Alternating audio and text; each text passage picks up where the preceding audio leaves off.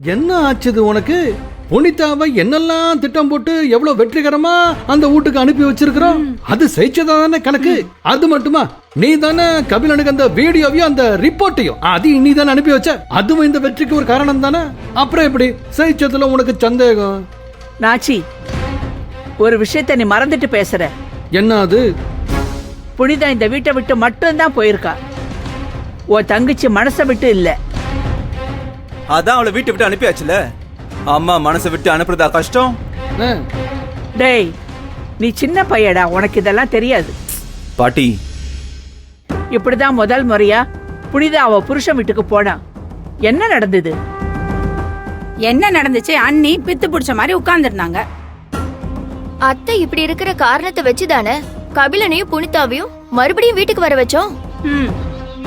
இதே விஷயம் திரும்ப நடக்காதுன்னு நினைக்கிறீங்களா?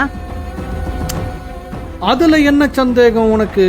இந்த தடவை மரகதான் அவளே முன் வந்து புனிதாவை கொண்டு போய் அங்க விட்டு வந்திருக்கிறா.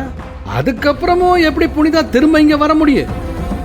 ஏங்க, புனிதா இங்க வந்து தங்க மாட்டாளே தவிர நல்லது கெட்டதுக்கு குடும்பத்தோட இங்க வரப்போக தானே இருப்பா. அதே எப்படி நாம தடுக்க முடியும்? இதத்தான் நானும் சொல்றேன்.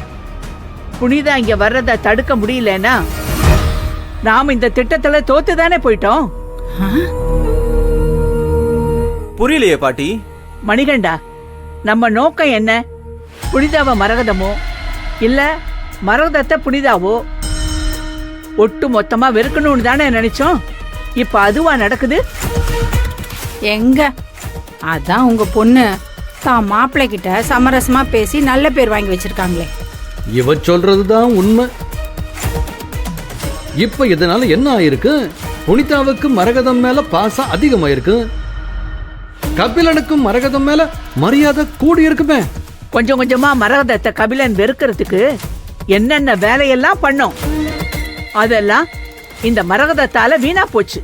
என்ன பாட்டி, நீ சொல்றத பார்த்தா கபிலன் கையில மறுபடியும் சொத்து போயிடுமா?